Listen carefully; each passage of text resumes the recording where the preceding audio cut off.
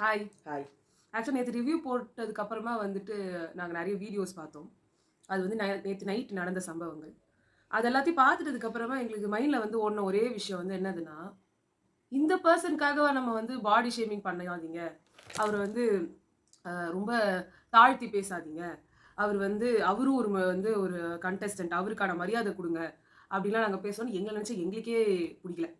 நாங்க ஏன்னா திவ்யாவ சொன்னோம். இந்த பட் திவ்யாவுக்கு சொன்னது வந்து கக்கான்ற வார்த்தை நீங்க தப்பா வந்து உங்களுக்கு பட்டுச்சு அப்படின்றப்ப நீங்க அந்த வார்த்தையை பயன்படுத்தாதீங்கன்றது இது இவருக்குன்ட்டு இல்ல. அது ஜஸ்ட் உங்களோட இதுக்கே காக தான் சொல்றதே தவிர்த்து. பட் இந்த மாதிரி பாடி ஷேமிங் பண்ணாதீங்கன்னு நாங்க சொன்ன ஆளு ரொம்ப தப்போ என்னமோ எங்களுக்கு தோணுது.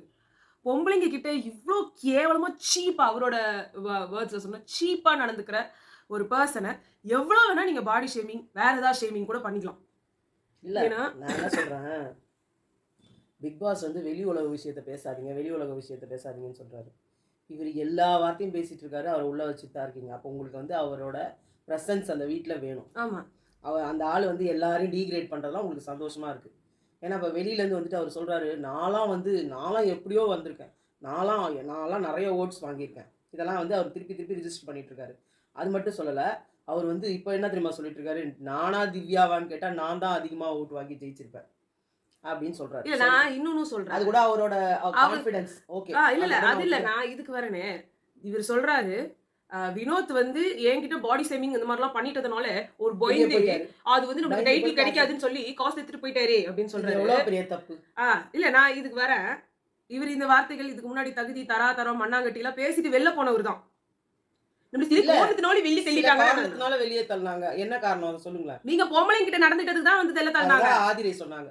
உங்களை ஏன் அனுப்புனாங்கன்னு தெரியும். அதாவது தூங்குறவனை எழுப்பலாம். தூங்குற மாதிரி நடிக்கிறவனை எழுப்ப கூடாது. நம்ம இவரை இன்னசென்ட் நினைச்சிட்டு இருக்கோம். இருக்கிறதுலயே மோஸ்ட் கன்னிங் ஃப்ராட், கன்னிங், என்ன சொல்றது, மேனிபுலேட்டிங் எதெல்லாம் விக்ரம வந்து வியானா சொன்னாங்களோ அது அனைத்தும் இவருக்கு வந்து சேரும்.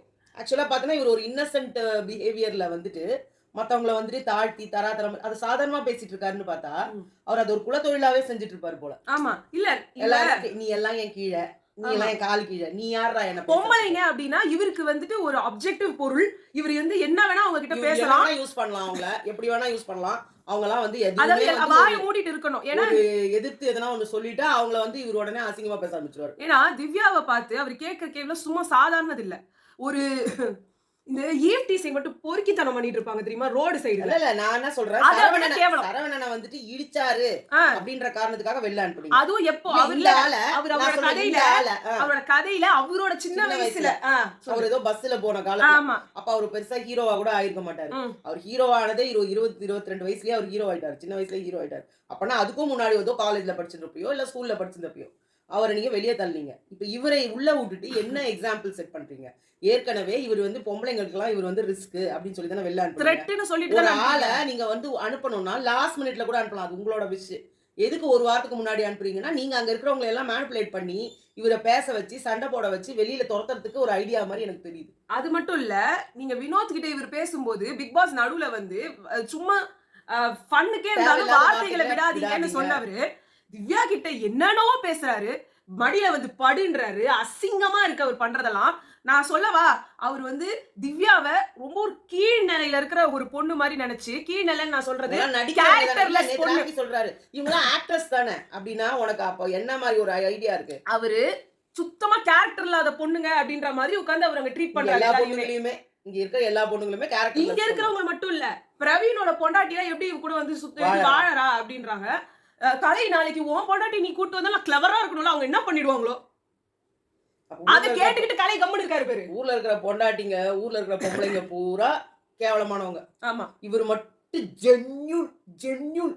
ஜென்யூனா இருக்கிற ஒரு பர்சன். அதாவது இவருக்கு வந்து பொம்பளைங்களை கண்டாலே அவங்க சொல்றாரு இன்னைக்கும் அம்மா அப்பாவோட கண்ட்ரோல்ல வளர பிள்ளையா இவரு. எங்க அம்மா அப்பா செருப்பாலே அடிப்பாங்க. ஏன் உங்க அம்மா அப்பா இவ்வளவு நாள் ஏன் உங்களை செருப்பால அடிச்சிருந்தா நீ இப்படி பேசிருப்பியா? இல்ல வெளியில இவருக்கு இப்படி ஒரு பேர் இருக்குன்னு இவருக்கு தெரியும். இவருக்கு அக்யூசேஷன்ஸே இதுதான் ஆதிரையே சொல்றாங்க. என்னனால உன்னை வெளில அமிச்சாங்க அது வேற காரணப்பா. அதெல்லாம் கிடையாது. பொம்பளைங்க எல்லாம் நீ உன்னை வந்து அதுக்கு சொல்றாரு. எல்லா இன்டர்வியூஸும் சேர்த்து நம்மளுக்கு கீழே தள்ளுறதுக்கு போப்பாங்க இல்ல. அதாவது நீங்க எல்லாம் நினைக்கிற மாதிரி அவர் வேற உலகத்திலயோ இதுலயோ எல்லாம் வாழல.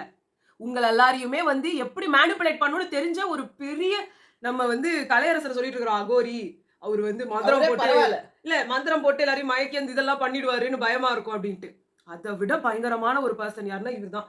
டாக்டர்னு பேரை வச்சுக்கிட்டு அவர் பண்ற மேனிபுலேஷன் மாதிரி உலகத்துல எதுவுமே இருக்காது. ஒருத்தர் தன்னை வந்து இன்னசென்ட்னு காமிச்சு இன்னொருத்தவங்களை வந்து ஏமாத்துற ஒரு இது இருக்கு பாருங்க. இதெல்லாம் வந்து நீங்க வந்து இந்த கேசஸ்ல ரொம்ப சாதாரணமா இப்படி அப்படி வந்து ரொம்ப சாதாரணமா அப்படிலாம் இல்லைங்க.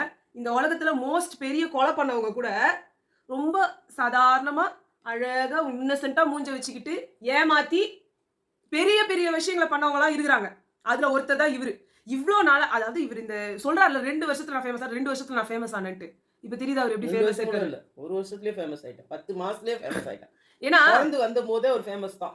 ஏன்னா அவர் வெறும் அவரோட டேலண்டோ இதுவோ இல்ல, எதையோ யூஸ் பண்ணி யாரையோ யூஸ் பண்ணி இவர் உள்ள அதாவது இல்ல உள்ள வந்திருக்கிறத நான் சொல்றேமா, நீங்க சும்மா உள்ள வர முடியாது. ஏமா இதே மாதிரி லூஸ் மாதிரி ரீல்ஸ் போடுறது, லூஸ் மாதிரி டிக்டாக் போடுறவங்க நிறைய பேர் இருக்காங்க. லூஸ் மாதிரி இந்த சென்ஸ் அவங்க வந்து யாரோ பெரிய ஹீரோட இதை வந்துட்டு கன்றாவியா வந்து ரீல்ஸ் போடுறவங்க, ரீல்ஸ் கேவலமா அது கேவலமா இருக்குன்னு அவங்களுக்கே தெரியும்.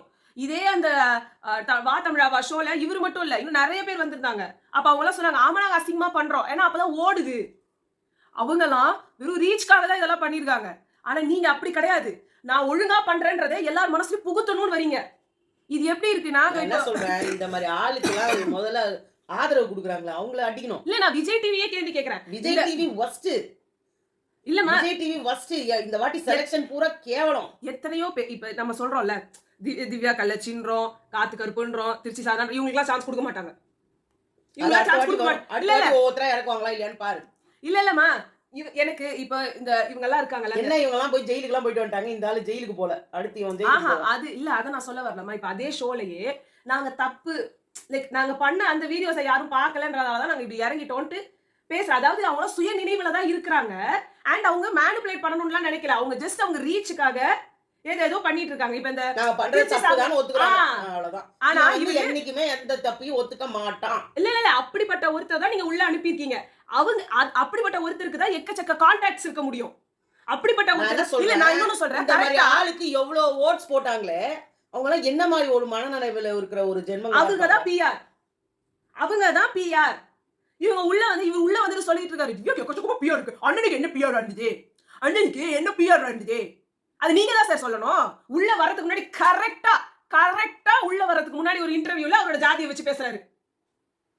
ஓ என்ன நீட் இருக்கு, அதுக்கு முன்னாடி வரைக்கும் இந்த இவர் என்ன ஜாதி வச்சு அதை இன்டர்வியூ கொடுத்திருக்காரா? இந்த கேஸ்ல வந்து நீங்க பேசுறது ஆப்பர்ச்சுனிட்டிஸ் எல்லாத்தையுமே தனக்கு சாதகமா யூஸ் அந்த கேஸுக்கும் உங்களுக்கும் எந்த சம்பந்தமும் கிடையாது. ஆனா வேணும்னே ஆஜராகி வேணும்னே இன்டர்வியூ கொடுத்து வேணும்னே நீங்க வந்து அந்த ஜாதியை சேர்ந்தவர்ன்றதை நீங்க பதிவு பண்ணீங்க. அதுவும் எப்போ பிக் பாஸ்க்கு வர்றது கரெக்டா 1 or 2 months பிஃபோர். ஏன்னா அப்பதான் அது ஃப்ரெஷ்ஷா எல்லார் மைண்ட்லயும் இருந்தது. அதே மாதிரி அந்த ஆரி ப்ரோகிராம்க்கும் அப்பதான் போயிட்டு அதான் வரக்கூடாது அண்ணா. அதான் நான் சொல்றேன், திவாகர் அப்படின்றவங்க ஏதோ ஒரு சில பேருக்கு தெரிஞ்சிருந்தது. எங்களோட ஃபீல்டுக்குலாம் இவர் வந்ததே கிடையாது. இப்பயுமே அவர் வர்றது கிடையாது. இந்த கன்றாவில இவங்க வந்து ப்ரோமோவா போட்டு தான் நம்ம கிட்ட திணிக்கிறாங்களே தவிர்த்து இவர் வந்து மத்த டைம்ல எங்களோட ப்ரொஃபைலுக்கோ இல்ல எங்களோட டைம் லைனுக்கோ அவர் வந்ததே கிடையாது. நாங்க அவரோட வீடியோஸ் பார்த்ததே இல்ல. இவங்கெல்லாம் போஸ்ட் பேசுனதுனால நாங்க போய் சர்ச் பண்ண வேண்டியதா இருந்துச்சு. வெளியில வருது நிறைய விஷயங்கள் வெளில வரும்போது அதுவும் ஆனா அவர் அந்த இன்டர்வியூ கொடுத்தாரு பாருங்க, அது வந்தது. ஏன்னா அந்த டைம்ல அந்த கேஸ் ரொம்ப கவின் கேஸ்ன்றது ரொம்ப ஒரு சென்சிட்டிவான ரொம்ப ஒரு பயங்கரமா ஓடிக்கிட்டு இருந்த ஒரு கேஸ்ல வேணும்னே இந்த மனுஷன் ஆஜரானாரு. இதுக்கு முன்னாடி இந்த மாதிரி எந்த கேஸ் தான் அவர் ஆஜராகி நான் பார்த்தது இல்ல. இது ஜஸ்ட் நாட் கவின் கேஸ். நான் வந்து அந்த டைம்ல வெறும் அந்த கேஸ் மட்டும் இல்ல 2-3 கேஸ் நடந்துட்டு இருந்துச்சு. பெரிய பெரிய கேசஸ் இதே மாதிரி கேஸ் இருந்துச்சு. அதே மாதிரி ஒருத்தருக்கு வந்து அந்த கோவில் அதிகாரி அவங்கள வந்துட்டு அடிச்சிட்டாங்க, ஏதோ நகை காணாம போயிடுச்சுன்னு சொல்லி ஒருத்தவங்க பேசுறாங்க. எத்தனையோ கேஸ் இருக்கும்போது எல்லாத்தையும் விட்டுட்டு அவர் அதெல்லாம் இவர் போய் நுழையல. எல்லாத்தையும் விட்டுட்டு அவர் இந்த கேஸ்க்கு மட்டும் தான் உள்ள வந்தாரு.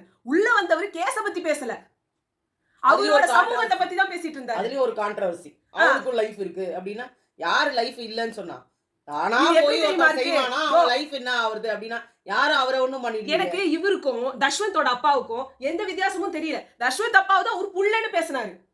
நீங்க யாரு?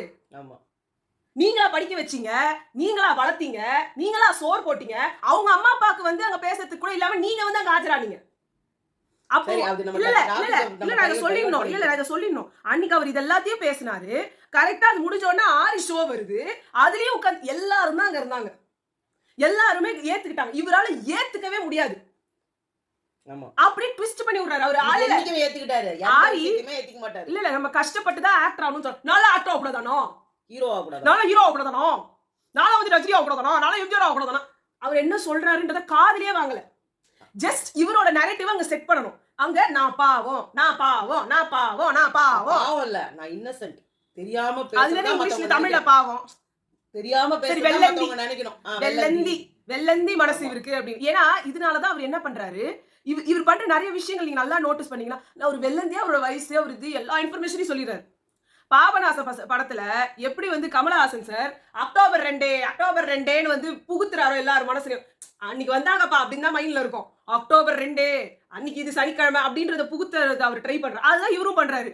நான் வந்து 89பா 88பா நான் வந்து இதுப்பா எனக்கு அதுப்பா நான் அதுப்பா நான் வந்து 2 ப்ரொடக்ஷன்ல பெரிய கல்யாணமாகி இல்ல நம்மளுக்கு நான் என்ன தெரியல. சொல்றேன் இல்ல 2 கல்யாணம் ஆனதையே நீ மறைச்சிட்ட. நம்மளுக்கு தேவையே இல்ல. நான் எதுக்கு சொல்றேன்றத தெரிஞ்சுக்கோ. இதெல்லாம் சொன்னா அவரோட வயசு வெளியே வரும். அது ஏதோ இல்ல நான் எதுக்கு வரேன், நான் இது வந்து நமக்கு சரியா தெரியாது, நமக்கு தெரியாம பேசக்கூடாது. நான் எதை சொல்ல வரேன் நான் சொல்றேன். இங்க உள்ள வந்துட்டு இங்க 2 படம் உயிரை வாங்குறது என்னத்துக்கு தெரியுமா? அந்த 2 படம் அவர் ரிலீஸ் ஆகணுன்றதுக்காக. நான் இருக்கேன் நீ எடுக்க முடியாது அப்படின்றதுக்காக. இது வந்து புகுத்துறது மைண்ட்ல, எல்லார் மைண்ட்லயும் வந்து புகுத்துறது. நேத்து பேசிக்கா என்ன நடந்துச்சுன்னா, நேத்து பூரா அந்த மனுஷன் பண்ணது எல்லாமே கேவலம். இது நேத்துன்ட்டு இல்ல, ரொம்ப நாளா பண்ணிட்டு இருக்காரு. வந்ததுல இருந்தே அப்படிதானே பண்ணிட்டு இருக்காரு. அது வந்து திவ்யா என்ன சொல்றாங்கன்னா, நான் யாருக்குன்னா அந்த இடம் கொடுத்துருக்கேன்னா இவருக்கு தான் நான் அந்த இடம் கொடுத்தேன் அப்படின்றாங்க. அது இவங்களோட தப்பு. இவங்க தப்பு தான். ஆனா அதுக்கு நீ போறது. ஒரு சில பேர் வந்து ஐயோ நம்ம வந்து ரொம்ப காயப்பட்டுட்டோமோ, இப்ப லாஸ்ட் மினிட்ல நம்ம வந்து நல்லா தான் கொஞ்சம் பேசிட்டு அது போனா அந்த என்னன்னா ஆள் போயிட போறாரு. அவங்க திவ்யா இவங்கள ஏன்னா முன்னாடியே தொடர்ந்து இருக்க போறது ஆமா கிடையாது. முன்னாடியே இவங்க வந்து ரொம்ப ஸ்ட்ரிக்ட்டா இவர்கிட்ட பேசியிருக்காங்க. இப்ப அவங்களுக்கு என்னன்னா, நம்ம வந்து அவரை ஒதுக்கி வச்சிடுற மாதிரியோ இல்ல தீண்டத்தகாதர் மாதிரி வெளில தெரிஞ்சிரும். நம்ம அவரை வந்து எப்படியோ பண்ணிருப்பாரு இவரும். ஆமா வெளியில.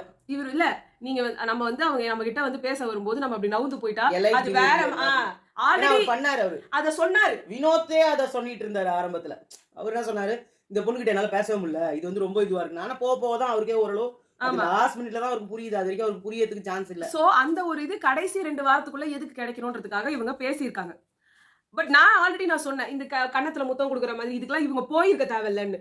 அது இது சண்டைன்றப்ப எனக்கு தெரியுது இவரோட இவரோட பிஹேவியர் ரொம்ப கேவலமா இருக்குன்றப்ப நம்ம நம்மளே அதை போக. என்கரேஜ் பண்ணக்கூடாது. ஆனா பொண்டாட்டி கிட்ட கூட இவர் இப்படிலாம் பேசக்கூடாது. அவ்ளோ கேவலமா பேசியிருக்காரு. அதை விட நான் இன்னொன்னு சொல்றேன். கேரக்டர் லெஸ்ன்னு சொல்லிட்டாருங்க அவரு. குவாலிட்டி கேரக்டர் கிடையாது. அங்க இருக்கிறவங்க யாருக்குமே அந்த வார்த்தையே காதுலயே விழலையான்னு எனக்கு தெரியல. குவாலிட்டி கேரக்டர் இல்லன்னு ஒரு மனுஷன் அங்க ஒரு அக்யூசேஷன் வைக்கிறாரு. திவ்யா காதுல அது குவாலிட்டி இல்லன்றாங்க. என்ன குவாலிட்டி இல்லன்னு என்ன இருக்கு? Quality character. அது கேரக்டரை பத்தி எப்படி பேசணும் பிரவீன் ராஜ் தான் எடுத்து ஃபர்ஸ்ட் பேசினாரு. அப்புறமா தான் இவங்களே வந்து என் கேரக்டரை பத்தி எப்படி பேசணும்ன்றாங்க. ஏன்னா இந்த கேரக்டர்ன்ற வார்த்தைக்கு சாண்ட்ராட்ட சொல்லி அவர் அடி வாங்கியிருக்காரு. வெளியே வந்து இதுக்கு சொல்லியிருக்காரு. அவருக்கு ஒன்றும் கேரக்டருக்கு மீனிங் தெரியாமலாம் இல்ல. நீங்க எல்லாம் உடனே வந்து அவர் கேரக்டர்னா நார்மலா நம்ம வந்து இதுல என்னது படத்துல நடிக்கிற கேரக்டர் அப்படிலாம் கிடையாது. அந்த மனுஷனுக்கு எல்லா வார்த்தைக்கும் அர்த்தம் தெரியும். எல்லா வார்த்தைக்கும் அர்த்தம் தெரியுது. எல்லாம்னா எல்லாம். ஒருத்தர் அக்யூஸ் பண்ணும்போது சீப் அப்படின்னு சொல்ற வார்த்தையில அவர் எந்த சீப்பை மீன் பண்றாருன்றது அவருக்கும் தெரியும், எல்லாருக்கும் தெரியும். எல்லாரும் எடுத்துக்கிற அர்த்தத்துல தான் அவர் சொல்றாரு. அப்புறமா இங்க வந்து சொல்லும்போது நான் அப்படி சொல்லலையோ, நான் வந்து எப்படி சொன்னேனோ, நான் வந்து கேட்டுனோ எப்படி சொன்னேனோ அப்படின்னு இவர் மாத்துறாரு. தகுதி தராதரம்னு சொல்லும் போதெல்லாம் அவர் அந்த ஜாதியை தான் சொன்னாரு. நம்ம எல்லாருக்குமே தெரிஞ்சது இல்ல. ஆனா அவர் எப்படி மாத்துறாரு? இப்ப கூட பர்மா பொம்மன் சொன்னது இவருக்கு ரொம்ப இதா இருந்துதான். இவங்க எல்லாம் வந்து மைதா மாவுல மொழி வச்ச மாதிரி இருக்கிறேன்னு சொன்னப்போ ஏன்னா அவ்வளவுதான் அந்த கமெண்ட்டும். பர்மா பொம்மன் பெரிய கமெண்ட் இல்ல. பாத்தீங்கன்னா நீ நல்லா வெள்ளையா இருக்க, நீ வந்து ரொம்ப அழகா இருக்க, நீ வந்து உனக்கு எனக்கு பாய் ஃப்ரெண்ட் இருக்குன்னு அவங்க சும்மா சொன்னதுக்கு அப்ப பாய் ஃப்ரெண்ட் இருக்கான்னா அவனை சித்திர சொல்லு, அவனை வந்து பிரேக்கப் பண்ணிடு. திவ்யோ நீ வந்து உன் கூடயே கல்யாணம் ஆகி நீ செட்டில் ஆயிடலான்னு பாக்க. விளையாட்டா இது முதல்ல ஒரு அசால்ட்டா போற போக்குல ஒண்ணு போட்டு சொல்றது. நீ திருப்பி ஒரு பொண்ணு கிட்ட அரோரா கிட்ட வந்து கிட்ட போறதே கிடையாது இப்பெல்லாம். ஏன்னா அங்க வந்து வேற ஒரு ஜோன் அங்க வந்துருச்சு. அங்க எல்லாம் அடிப்பாங்க இவரை. அதனால அங்க நெருங்கிறது கிடையாது. இங்க ஒவ்வொருத்தர்கிட்டயும் பார்த்து இங்க வந்து வியானா கிட்டயும் இதுகிட்டயும் தான். ஏன்னா நீங்க மட்டும் இந்த வீட்டுக்குள்ள எல்லாமே வெளியில இருந்தீங்கன்னா அவங்க இப்படி ரியாக்ட் பண்ணிருக்க மாட்டாங்க. அவங்க நல்லாவே ரியாக்ட் பண்ணிருப்பாங்க. இந்த மாதிரி ஒரு அரை விட்டுருப்பான். யாரா இருந்தாலும் நாங்களா இருந்தாலுமே அதை தான் செய்வோம். ஒரு புறம்போக்கு மாதிரி ஒருத்தர் வெளியில உட்காந்து நம்ம ஈவ் டீசிங் பண்றாங்க அப்படின்னா பல்ல இழிச்சு நின்று நிற்பாங்க யாராவது. அந்த வீடா இருக்கிறதுக்கே இந்த உட்காந்து எல்லாத்தையும் சகிச்சுட்டு போக வேண்டியதா இருக்கு. ஏன்னா அந்த வீடு சேஃப் இல்ல. அந்த வீடு சேஃபே இல்ல. அது நம்ம சொன்னோம்ல 60 கேமரா இருக்கு, எல்லாம் இருக்கு, எல்லாம் தான் இருக்கு. இப்பயும் ஒரு ஆளு கேட்க மாட்டாங்க. நீ மடியில வந்து படு, நான் உன் மடியில படுத்துக்கிட்டா இந்த பெட்ல இருந்து இந்த பெட்டுக்கு வா, நம்ம லிட்டரலா பக்கத்துல படுக்கணும். பெட் பக்கத்துல படுக்கணும்ன்றாரு. இவ்வளவும் சொல்ற ஒரு மனுஷனுக்கு நான் என்ன சொல்றேன், அங்க இருக்காங்கல்ல சுத்தி, அவங்களுக்கு எல்லாமே தெரியுதுல்ல. இப்ப பிரஜன் வந்து நின்னப்ப என்ன சொன்னாரு, என் மடியில வந்து படுத்துக்கோ, என் மடியில வந்து உட்காருன்னு சொன்னார்ல. அப்ப வந்து என்ன சொன்னாங்க, நான் நவுந்துக்கிறேன், அந்த ஆள போட்டு 2 ஐ சாத்து லவ் யூ சாத்து இல்ல லவ் யூ திவ்யா அப்படின்னு சொன்னோடனே இவரு சொன்னாரு, நான் வேணா நவுந்துக்கிறேன், நீ வேணா 2 மிதி மிதி. அங்க எல்லாரும் தான் அதை கேட்டு நிக்கிறீங்க. இருக்கீங்க. விக்ரம் இருக்காரு. ஆனா யாருமே வந்து ஒரு எதிர்த்து நான் ஒரு விக்ரம் வார்த்தை சொல்லக்கூடாது, சாரி விக்ரம் நம்ம சொல்லிடக்கூடாது. ஏன்னா விக்ரம் வந்து அவரு தான் சொன்னாரு, சட்டையா அவுத்துட்டு படு. எதுக்கு பனியன் சபரி போட்டு சொன்னாரு. பனியன் அவுத்துட்டு படு. நீ ஃப்ரீயா படுனே, இது ஓ வீடுன்னு. நீங்க நீ எல்லாரும் நினைக்கிற நினைக்கிற இடத்துல படுக்கிறதுக்கு உனக்கு எல்லா உரிமையும் இருக்குன்னு. இப்போ அரோரா சொன்னாங்க இந்த வாரத்தோட ஸ்டார்டிங்ல அவங்க இவ்வளவு அலோனா இருக்காங்கன்றதே எனக்கு தெரியாது. இனிமே எந்த பிரச்சனையா இருந்தாலும் நான் போய் திவ்யா கிட்ட பேசுவேன்.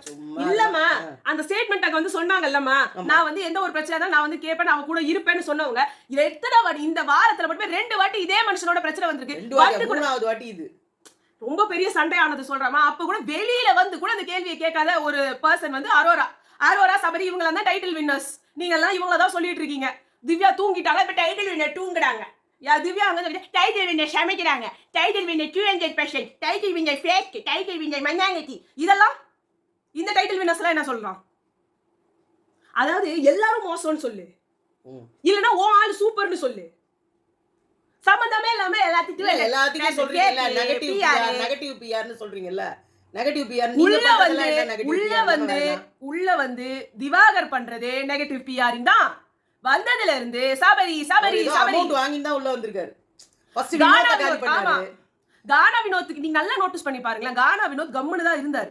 இவ்வளவு வார்த்தையுமே அவர் நல்லாவே அடக்கிட்டு அவர் வார்த்தைகளே விடாம இருந்தவர். இவர் பார்த்தோன்னா அவர் பேசுறாரு அப்படின்னா அப்போ நம்மளுக்கு காட்டப்படாத ஏதோ நடந்திருக்குல்ல. இதுல வர அழுது சீன் போட்டு நான் அந்த ஆளுக்கு கேரக்டர் இல்லடா, கேரக்டர் கிடையாது, அவருக்கு வந்து குவாலிட்டி கிடையாது. அந்த குவாலிட்டி இல்லாதனால தான் பயந்து போய் என்னெல்லாம் வந்து பேசினார் இல்லையா, ஏதோ ஆயிட்டு இருக்கோம் வெளியிலன்னு சொல்லிட்டு ஓடிட்டான் அந்த ஆள் காசை எடுத்துக்கிட்டு. இந்த உலகமே வந்து யாரை சுத்தி ஓடுதுன்னா திவாகரை சுத்தி தான் ஓடும். திவாகரை நீ வந்து திட்டனா நீ காலி. திவாகரை நீ புகழ்ந்து கட்டி பிடிச்சிக்கிட்டு முத்தம் கொடுத்துக்கிட்டு இருந்தனா நீ தான் உலகத்திலே சிறந்த ஆளு. அது ஒண்ணும் இல்ல, அந்த அளவுக்கு வந்துட்டு ரவுடி கும்பல் வச்சிருக்காரு அவரு. ஆமா அதான் ஏமா ஒருத்தர் ஏமா ஜாதி ஏன் வந்து ஒரு பொலிட்டிக்கல் அலையன்ஸ் இல்ல ஏன் இது வந்து பத்தி பேச போறாங்க. அந்த ஆளு 10 பைசாக்கு ஒரு இது இல்லாத ஒரு ஆளுடா. இவங்க விஜய் டிவி தான் இவரை ஹைப் பண்ணதே. இல்லமா முன்னாடியே எந்த ஒரு தைரியத்துல பேசிட்டு இருந்தாரு.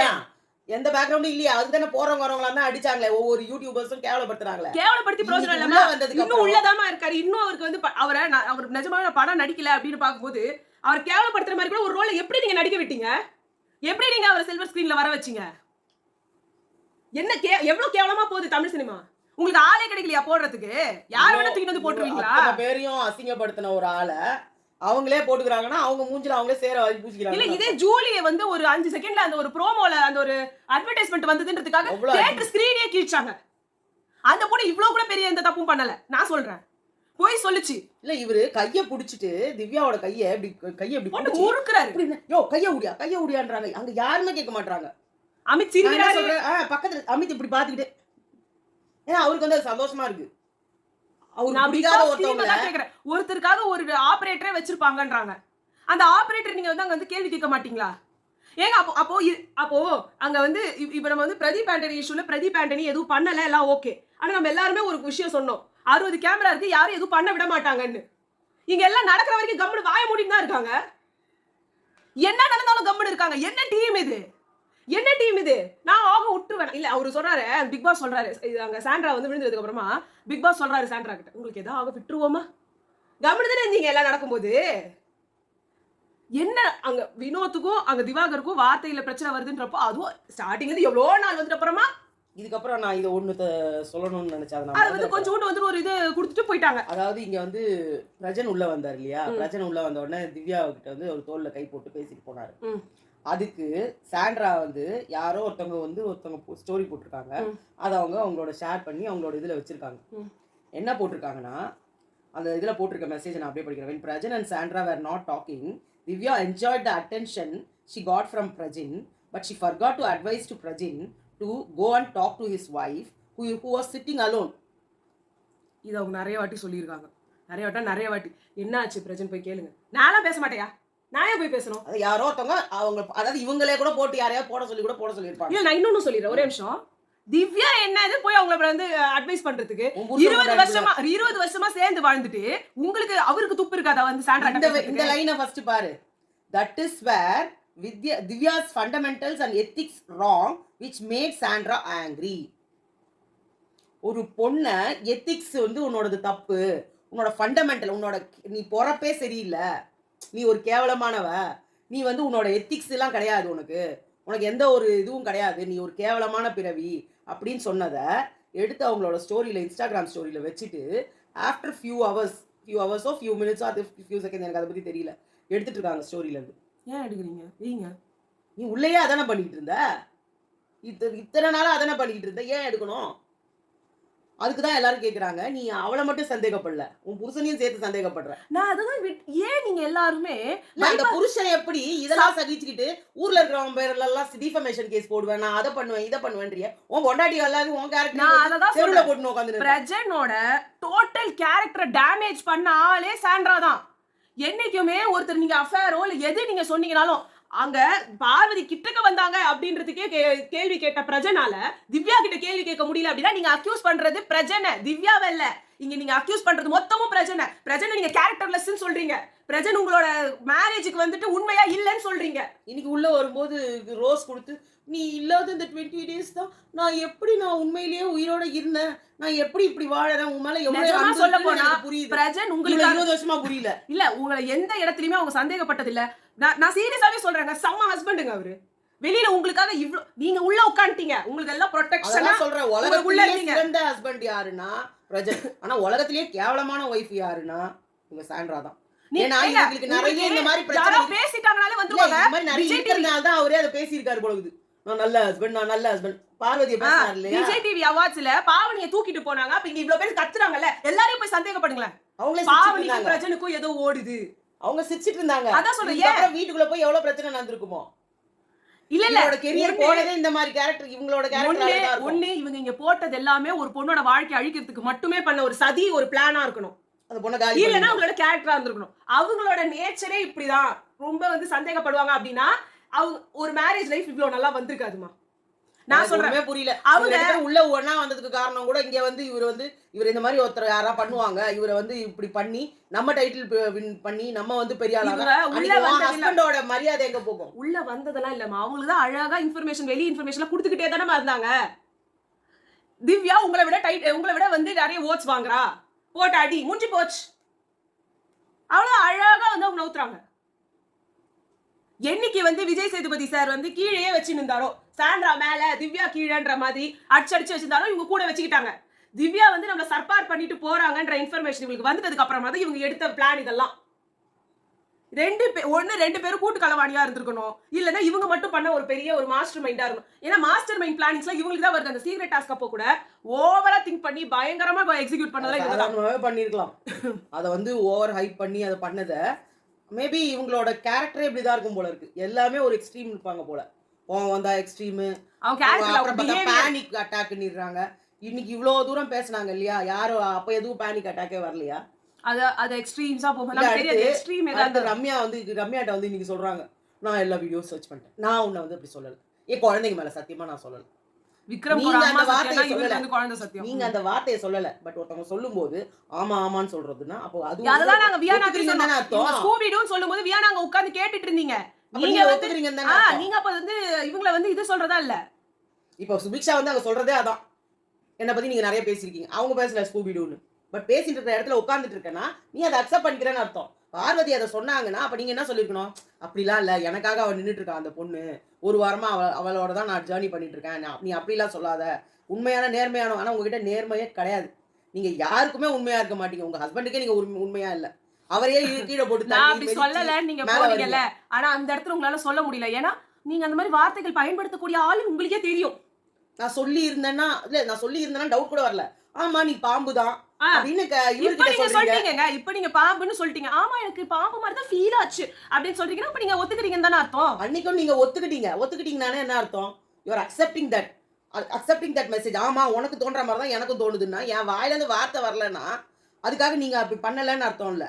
அதுதான் அவங்க சொன்னாங்க, அவ வந்து நேராவே மூஞ்சில அடிப்பா பார்வதி, நீ என் பின்னாடில இருந்து பேசியிருக்கிற அப்படின்னு சொல்றாங்கன்னா அப்ப புரிஞ்சுக்கணும்.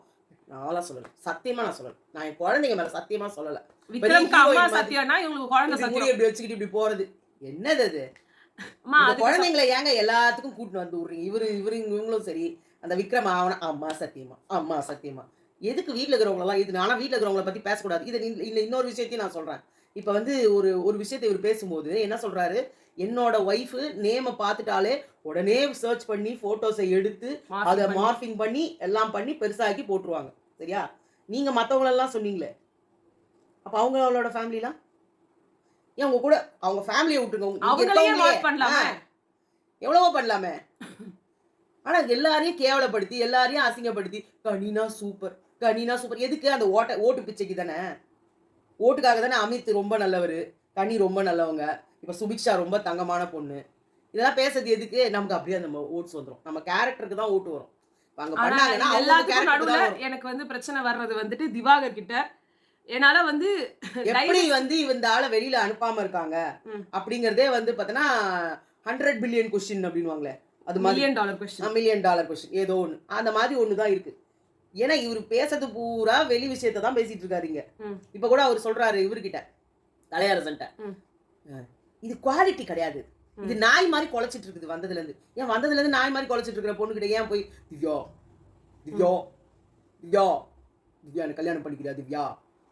அதான் நாய் மாரி கொலைக்கிறாங்களே. அப்ப அவங்கள காலி பண்றதுக்காக உள்ள யாருனா உங்களுக்கு செட் பண்ணி காசு குடுத்து அனுப்புனாங்களா? அதாவது நேத்து இவ்ளோ பிரச்சனை நடக்கும்போது, நம்ம அன்பு கேங்ல இருந்து சபரி மட்டும் தான் வெளில இருந்தாரு. விக்ரம், அரோரா, அதுக்கப்புறம் வந்து அவங்க நம்ம செட்டில் ஆயிட்டாங்க உள்ள. கனி, அதுக்கப்புறம் வந்து துஷாரு, துஷாரு. எல்லாரும் அவங்கலாம் அவங்களோட கதைய பேசிக்கிட்டு, அதாவது துஷாரையும் அரோராவையும் எப்படி சேர்த்து வைக்கலாம்? சுபிக்ஷா அப்படியே நியாயத்த கேட்பாங்க இவங்க ஆமா. எல்லாரும். விளையாட்டு கேட்கறவங்க. அவங்க அப்படியே புலி அவங்க. நேத்து கூட சொல்றாங்க. இல்ல பிரவீன் காந்தி எல்லாரையுமே சொல்றேன். எல்லாம் இவ்ளோ பெரிய சண்டை நடக்குது. தெரியவே தெரியாதுன்றாரு அவரு. என்னைக்கு நடந்துச்சு? துஷார் கேட்கிறாரு. என்னைக்கு நடந்த சண்டை? இப்பதான் நடந்தது. ஓ இப்ப நடந்ததா? ஓகே ஓகே அப்படின்ட்டு போறாரு. அமித் வரல.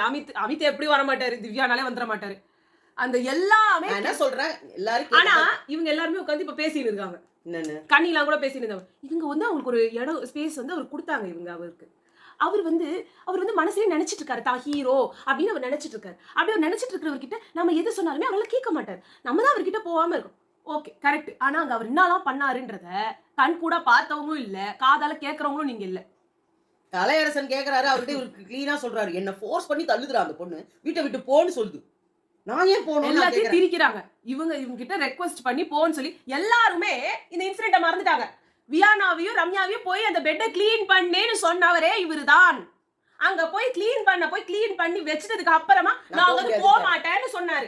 அதுவும் ஒரு இடத்துல பட்டுட்டோம்னா அந்த இடத்துல இருந்து நம்மளால நவுற முடியாதுன்னு அது சொல்றவரு. மட்டும் இல்ல. அவர் எப்படியோ பண்ணி எழுந்த ஆள உடனே விக்ரம்ல உடனே சைடுல வந்துட்டு, யோ நீ படியா, நீ படியா. அவர் கொட்ட சத்தத்துல நீங்க தூங்க மாட்டீங்கல்ல. உங்களுக்கு உங்க தூக்கம் ரொம்ப முக்கியம். கலைகிட்ட சொல்றாரு. என்ன தெரியுமா சொல்றாரு? விக்ரம் எல்லாம் தப்பா பேசுறாங்க. விக்ரம்லாம் என் கூட படுத்துக்கோ, என் கூட இரு. நம்ம 2 பேர் தானே உள்ள ஒண்ணா உட்கார்ந்து படுத்திருந்தோம். அவங்களா துரத்துனாங்களாம். இந்த அம்மா தான் என்ன வந்து உள்ள வந்து வர வச்சாங்களாம். எப்படி பேசுதுடா அது? இல்ல இவரை பத்தி எப்படி இவர் பேசுது? வேணும்னே இதெல்லாம் இது ஆஃப் பண்றாரு. விக்ரம் இவரை பத்தி ஸ்டார்டிங்ல பேசியிருக்காரு. அவர் கூட படுத்தா தூங்க முடியல. கொரட்டை விட்டுட்டே இருக்க. திருப்பி படுக்க சொன்னாலும் படுக்க மாட்டாரு. இந்த மாதிரி எல்லாம் இவரும் பேசியிருக்காரு. நீங்க வந்துருவீங்கங்க. நாங்க லைவ்ல பாக்குறவங்க எங்களுக்கே தெரியுது. ஊரு தூக்கிட்டு போற மாதிரி ஒரு கொட்டை விடுறீங்க. உங்களுக்கு தான் அங்க தலை முன்னாடியாவது ரூல்ஸ் என்ன தெரியுமா சொல்றாரு? இப்ப சொல்லிட்டு இருக்காரு கலைகிட்ட. என்ன சொல்றாங்கடா? கானா ஒண்ணு வாய் படுக்கவே முடியாது அந்த ஆள் பக்கத்துல. அப்படி கொட்டை அடிப்பான். இப்ப வந்திருக்காரு பிரஜன் அண்ணா. இவர் ரொம்ப யோக்கியமா உன் பக்கத்துல தானே படுத்துட்டு இருக்காரு. இவ்வளவு கொட்டை அடிக்கிறாரு. இவர் கொட்டை சத்தம்லாம் கொட்டை இல்லையா? என்னையே எல்லாரும் டார்கெட் பண்றாங்கடா. எல்லாம் ஒரு வீடியோ எடுத்து வச்சு ஒரு போன் நாங்க இல்ல வீடியோ வச்சிருக்கோங்க. நீங்க வந்து பாருங்க. எல்லா நைட் விஷன் கேமராலயும் உங்க கொரட்டை சத்தம் தான் தூக்கிட்டு போகுது. அவங்க கொரட்டை சத்தம் எல்லாம் கேட்கல. அதெல்லாம் லைட்டா தான் இருக்கு. எல்லாருக்கும் வரும். ஒரு ஆம்பளைங்களோ இல்ல லேடிஸோ ஒரு ஏஜ்க்கு அப்புறம் ஒரு கொரட்டன்றது வரதான் செய்யும். அது எந்த அளவுக்கு இருக்கு? உங்களை தனியா போய் தலை ரூம்ல போய் படுக்க சொல்றாங்கல்ல. என்ன மண்ணாங்கட்டிக்கு போய் படுக்காம இருக்கீங்க? படுக்க முடியாது. நான் ஏன் படுக்கணும்ன்றாரு. அவருக்கு பயம். தனியா படுக்க பயம், பேய் பயம், இருட்டு பயம். அது மட்டும் இல்ல. ஒதுக்குறாங்க. தன்னை ஒதுக்கிட கூடாது. நீ யார் என்ன ஒதுக்குறதுக்கு? ஒரு சட்டை போட தெரியல. பிதிக்கிட்டு வருது. உங்க சைஸ்க்கு உங்களுக்கு Dress எடுக்கிறதுக்கு தெரியாதா? ஃபுல்லா அப்படியே பிதிக்கிட்டு உட்காரும்போது அந்த இடத்துல வந்து இப்படி அசிங்கமா இருக்கு. எல்லாரும் சொல்றாங்க சபரியில இருந்து எல்லாம். வினோத் கூட சொல்றாரு. நீ வந்து பின்னாடி இறங்கி இருக்கியா? அசிங்கமா இருக்கு. அதான் அத பத்தி கவலைப்படல. ஏன்னா தான் எப்படி வேணா நீ போன வாட்டி அவர் வந்ததை விட இந்த வாட்டி ஓவர் கேமரா காட்டணும்னே வராரு. ஆமா. வேணுமே அங்க இருக்க. ஆமா. அவரோட பேண்டிஸ் தெரிஞ்சு பேண்டிஸ் கீழே இறங்கி அவரோட கிட்டத்தட்ட அவரோட பட் கிராக் தெரியற அளவுக்கு இறக்கிட்டாரு. வேணும்னே தான் பண்றாரு. வேணும்னே தான் இப்படியே வெளியில வராரு. தெரியுதுன்னா டக்குன்னு என்ன பண்ணுவாங்க, டக்குன்னு தூக்குவாங்க. எப்பேற்பட்டவனா இருந்தாலும் உன்னை பாரு இந்த மாதிரி அசிங்கமா தெரியுது அப்படின்னு சொன்னாலே கை தானா கை போல அங்க இடுக்கன் களைவதாம் நட்பு. அந்த மாதிரி நம்மளுக்கு வந்து டப்புன்னு ஒரு ரிஃப்ளெக்ஸ் உடனே கை அங்கதான் போகும் நமக்கு. அப்ப உன்னை சொன்னாலும் நீ நான் பண்ணியிருந்தா உனக்கு என்ன, நான் குளிக்கவே போறேன் அவன் சுத்தி கேமரா இருக்குது. நீ அந்த இடத்துல உள்ள போயிட்டு நீ போய் ஏன் அவுத்து போட்டு இங்கே நின்று குளியன், ஜக்கூசில போயிட்டு நிர்வாணமா இல்ல. அங்க வந்து ஜூலி போட்ட ட்ரெஸ்ஸ கேள்வி கேட்க முடிஞ்ச பிக் பாஸ் டீமால இவ்ளோ நேக்கடா ஹாஃப் நேக்கடா நிக்கிற மனுஷன் கிட்ட கேள்வி கேட்க முடியலன்னா என்ன பிக் பாஸ் நீங்க? he is literally half naked. சட்டை போட்டா கூட எல்லா இடத்துல இருந்து கேப்ல இருந்து பிதிக்கிட்டு எல்லாம் தெரியுதுன்னா அது அவரோட சைஸ் ஷர்ட் கிடையாது. வேணும்னே டைட்டா போட்டுன்னு இருக்காரு. ஏன் அவர் நினைச்சா அவரால ஒழுங்கான சட்டை போடலாம். இதுக்கு முன்னாடில அந்த இவ்வளவு மோசமா ஒரு சட்டை போடலையே மோட வாட்டி வந்தப்போ. எல்லாமே மோசமா இருக்கு. அவரோட பேண்ட் அவருக்கு நிக்கல. வேணும்னே அந்த மாதிரி அவர் போட்டிருக்காரு. சரி, அதோட நம்ம முடிப்போம். இந்த ஆளை வீட்டை விட்டு வெளில தோத்துட்டா இன்னும் கொஞ்சம் நஞ்ச மரியாதையும் காப்பாற்றப்படும். அப்படி இல்லைன்னா அவர் அடி வாங்கின்னு தான் வெளில போகணும்னு நினச்சா யாரும் ஒன்றும் பண்ண முடியாது. அவ்வளோதான் பேசணும்னு நினச்சோம்.